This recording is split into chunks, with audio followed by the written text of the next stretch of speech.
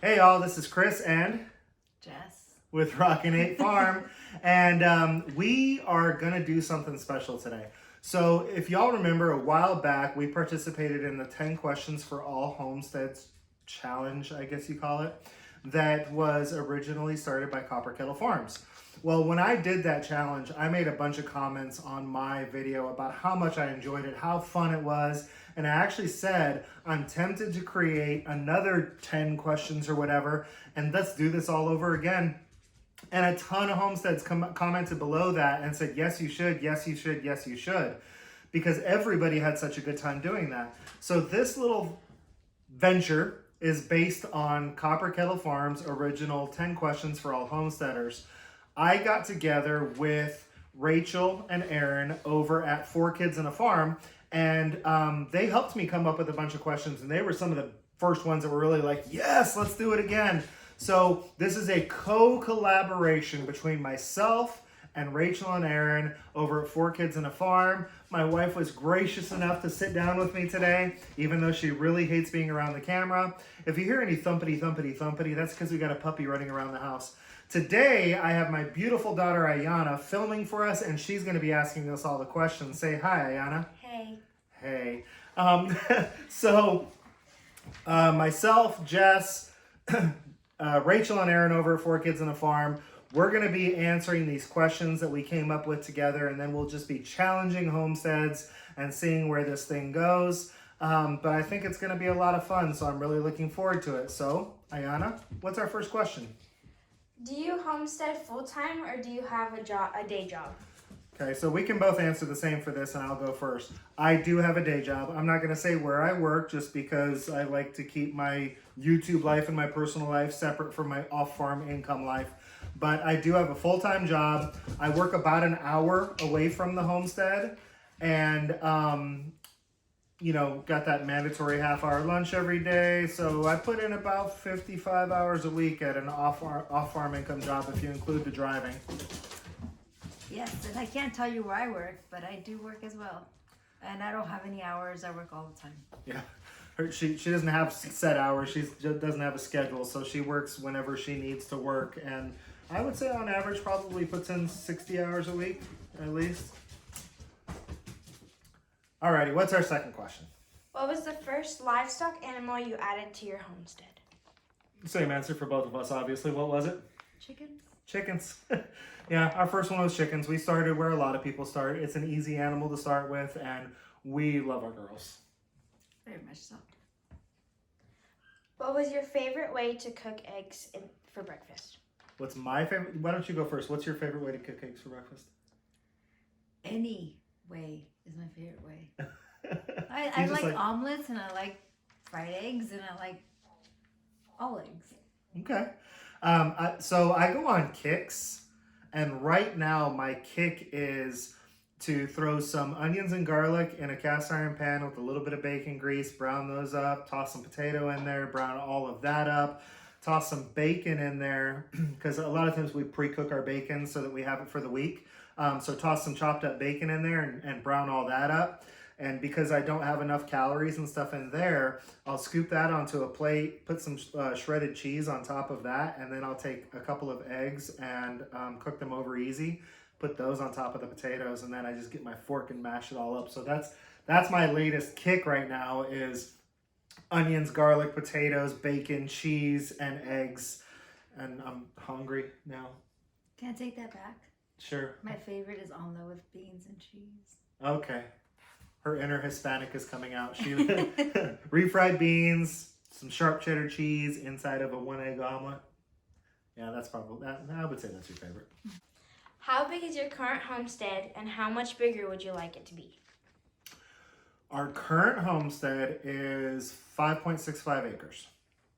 And I don't know, I go back and forth because we would like to do cattle and stuff like that, but there's part of me that thinks that maybe the best way to do that would be to find somebody close by that has some acreage that we could lease to do the cattle, because 5.65 acres has been a lot for us to tackle and maintain and They're keep up jobs. with. And yeah, and that's part of it too. The both of us working full times and all the kids going to school in a public school.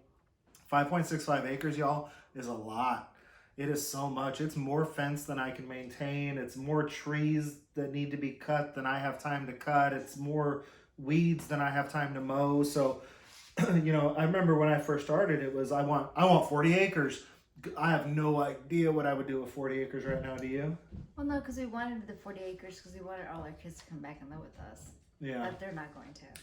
And that's one of the things we discovered too. You know, our original dream is we're going to get 40 acres and then all of the kids are going to move back home with us and they're all going to build houses on our property and each one is going to have an acre and then we'll still have the livestock and we'll grow all sorts of corn in rows and fields, and that's just not where we're at, you know. So we'll talk more about I think there's a question in here about our dream homestead. We'll talk more about it later, but 5.65 acres, that's a really good size for a homestead.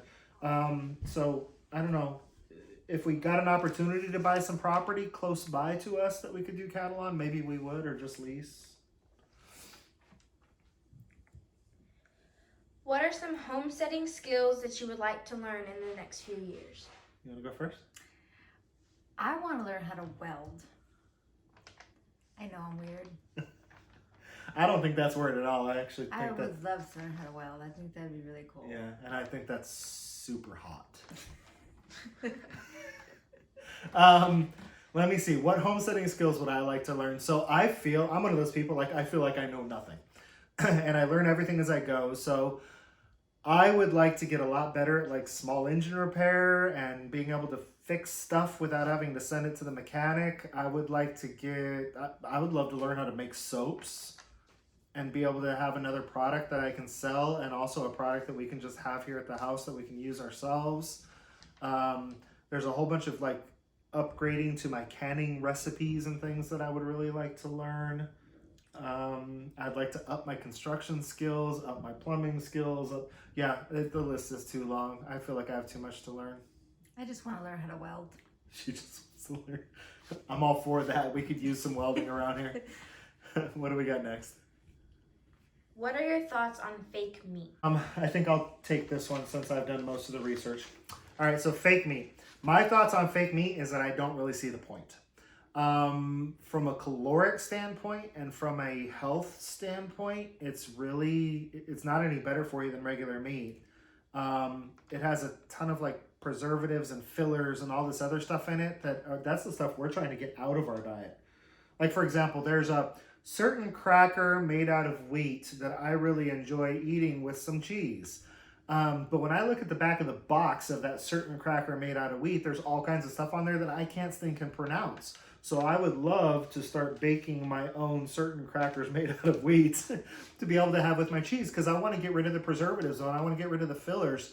Everybody's so hooked on like the reason America's fat is because they're eating all this fat and lard and all that other stuff, but that's the way people eat forever. The reason even in our house we struggle with our weight is because I think we eat a very unnatural diet for the way that the human body was designed to operate. I don't think all of those fillers and preservatives and dyes and fake things process really well in our bodies. I mean, even flour is enriched flour because they have to take all the nutrients out of the crushed up grains and then add fake chemical nutrients back into it. So I don't see the point in saying I want to be healthier, so I'm going to eat this stuff full of unnatural things combined with natural plant proteins.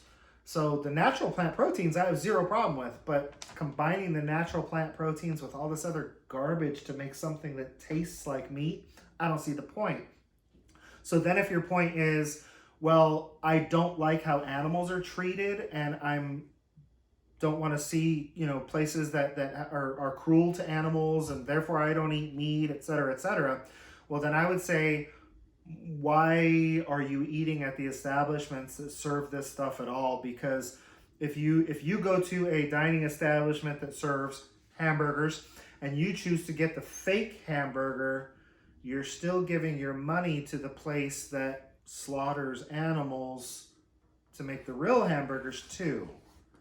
So I don't see the point there either. I think that naturally raised meat on a small setting where the animals are treated humanely and kindly and with love, and then they just have one bad day that results in them going in our freezer, I think that's a much more ethical way to get your meat and not have to do all the garbage and preservatives. I just like meat. She just likes meat. Yeah, so like I said, I've actually had a chickpea it was a chickpea chicken sandwich basically. Not bad. And the flavor was fine, but it wasn't any better for me than the chicken sandwich would have been. What's next? What does your dream homestead look like? You want to go first? What does your dream homestead look like? Hopefully we have the same Home dream. or stead? Home or stead? No, not our dream home. I know our house is garbage. We'll work on that someday. Your dream homestead. Just kind of what we talked about, like with all the fruit trees and vegetables, and you pick, and I can do my sewing and sell it in like a little place, and or canning, and just have people come out and spend time in our homestead. Yeah, for sure.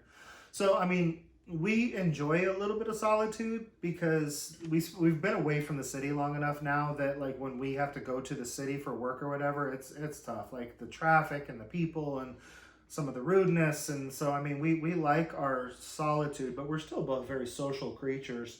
So we love the idea of someday having, our pasture land has some animals on it, and then those animals are having babies that are part of a petting zoo. And the other part, the meadow part of our property, is covered in all different kinds of fruit trees and perennial fruits and perennial vegetables and berries and et cetera, and just kind of have almost like a year-round you pick fruit operation. Like I can actually see us having like the pumpkin patch someday, or just so people have a place to come, let their kids mess around in the petting zoo, get some food, get some fruit, get some vegetables. On their way out, they can stop by the store where she sells her handcrafted sewing goods. So basically I think our dream homestead includes a wide variety of livestock, and lots of perennial fruits and vegetables, and a great big market type garden that's primarily for our kitchen. Well, and we can share how fresh it is for us, or how good it is for us with the people. Yeah, and I can see us even teaching classes and stuff like that. Like this is how you prune an apple tree or whatever. So, okay. What is your least favorite thing to do on the homestead? Do you have a least favorite thing to do? I don't do a lot on the homestead. You do a lot on the homestead. I mean, you haven't been lately because you've been sick, but you're getting better, and you used to do everything on the homestead when the first 6 months we were here. I don't like pulling weeds. I love to mow. Yeah, I can see love that. to water the plants. I know I'm supposed to be the least favorite thing, but it really isn't much. I like this place. You like all the work that goes with it? What's my least favorite thing to do? Fencing. Stretching fence. Y'all, I don't know what it is. I'm not kidding you when I say this, I would literally rather spend the entire day neck deep in a bucket full of buttholes than stretch fence. I hate it that much. And I don't know why. I mean, it's really hard work. And it hurts your hands, it hurts your legs, it hurts your back. I'm sorry, I would. Me and the kids did fencing when we first got here. But that was just putting fence up, like the whole stretching fence and getting it tight, and H braces, and yeah, I hate stretching fence, y'all. But the thing is too, it's also because like we do everything by hand, because I'll see this thing online, I'll get on YouTube, and it's like easiest way to stretch fence. Take this little stretch fencer and then hook it up to a come-along, and hook the come-along up to your tractor, and then tighten down the fence. I don't have a come-along, and I don't have a tractor. I don't have a side-by-side. I don't have anything. So basically what I do is I take a couple of really big heavy-duty ratchet straps, and pull the fence as tight as I can. And then I take a trick that I learned from Jeremiah over at Roots and Refuge, where you can take the fence and just put a little twist in it, just a little kink in it, and it'll kind of help tighten it up. Y'all, my fences look like the ocean. And now I'm not talking about the waviness. I'm talking about all the little kinks. I pull it as tight as I can. I staple it down. I put the T-post clips on. And then I go through with my pliers and just give the fence a little kink to tighten it up. Like every row, up and down, all has a kink on it. And my fence is tight. But y'all, yeah, stretching fence. I hate stretching fence. What is one piece of advice you would give your past self? You want to go first? You want me to go first? You go first. Okay. If I could give one piece of advice to my past self, it would be that it would be way cheaper to keep her. One of the things a lot of people don't know about us is that Jess and I were actually high school sweethearts. We got married really young. We had some kids. And then I hit that kind of point in my mid-20s where I lost my brain and went completely insane.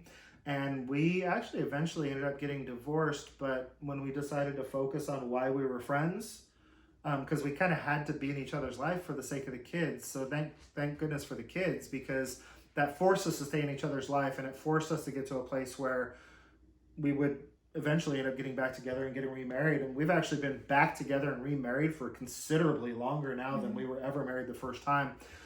But, you know, so if I could go back and knowing what I know now, tell my former, so I would be like, dude, listen, I know you're going through some stuff. Go talk to a therapist, but you don't need to, you know, mess up things in your family in order to find happiness. Because y'all, there's nothing better out there than being with people that love you and support you and have your back and would do anything for you. So I mean, that's the advice I would give my former self is stop being stupid and go talk to a therapist. I don't know what I'd tell myself, because everything we do has a learning process. So I don't know that I would change. It's like we always talk about going back to college first before we had kids, and if we'd done that, we wouldn't have kids now. And so I guess just learn from everything you go through is what I would probably tell myself. Yeah, actually look at things as a learning opportunity and embrace it. And yeah, because I mean, we've said before, like honestly, if we hadn't gone through the whole divorce thing, I don't know if I would be the man that I am today. I mean, I might have eventually gotten there, but I did a lot of growing up during that time too. Yeah. Okay. What is one animal you will never raise on your homestead, and why? A goat. And why? I don't like goats. Sorry, goat people. I know y'all like goats. I grew up around goats. Maybe he'll convince me to have a goat. I don't like goats. What is it that you don't like about goats? They smell. And they eat things. And they eat your clothes. You had some bad goat experiences, didn't you? And they jump on you. And they're rude. Okay. I mean, they're really cute when they're small. I would take them as babies if they would stay as babies. So basically you were traumatized by goats as a young person. And I don't know. I just don't like goats. I don't like goats. For me, and my daughter hates it when I say this, but horses. I'll never see horses. I don't see the point. For me personally, I don't see the point in horses. If this was still 1870 and I was hitching the horse up to a cart or a plow, then I would absolutely have a horse. But we don't rodeo. We don't have time to just go riding for the pleasure of going riding. So basically they're great big animals that could potentially hurt you. You know, I mean, the bigger the animal, the more likely you are to get hurt. They eat a lot and they need attention that I just don't have the time to give them. I mean, if you just throw horses out in a pasture, they're going to destroy your fences and eat your posts and all that good stuff. So yeah, for me, it's horses. I don't see the point in this day and age unless you're into rodeo or love to ride and have tons of time to do it. I don't see the point in a horse. Yeah. I'm getting the stink eye behind the camera here. Bonus question. Money is no object. You can add one thing to your homestead. What is it? Okay, so we answered all 10 questions, and now this is our bonus question? Mm-hmm. Cool. All right, so you can add one thing to the homestead. Money is no object. What's the one thing you add to the homestead? A horse. Not a horse. I don't know. I really don't know. You go first? Maybe you can think first. about it? Yeah. All right, so I'm gonna go with an answer similar to the original 10 question. If money was no object whatsoever, and I could only add one item to the homestead, it would be my mama's house. I really want my mom to come move with us, but that's gonna happen in time. So I guess if we didn't have my mama's house, if I could add one item to the homestead, it would be a tractor. And I know so many people say, like, dude, you only have 5.5 acres. What do you need a tractor for? And it's not that I need it. It's just all the things that I do with the wheelbarrow and shovel go away if I have a tractor. All the fence stretching gets easier. The mowing gets done quicker because you hook up the big mower behind it. The post holes don't have to get dug by hand anymore. Like, if we had a tractor, I just feel like things would be easier. He just wants to be sexy on his tractor. I do think that my tractor's sexy. Mm-hmm. I guess I want your mom's house too. Yeah. Yeah. I mean, we've always talked about making that house like big and good for her, and then someday we'll have to move in with her or whatever. Mm-hmm. So. Mom's house. Mom's house. Okay. So y'all, that was 10 more questions plus bonus question for all homesteaders. Like I said, we're doing this in kind of a co-collaboration, and I say co-collaboration because obviously just us doing this with 4 Kids and a Farm is a collaboration, but it's our 2 homesteads together that are reaching out to other homesteads to learn a little bit more about you.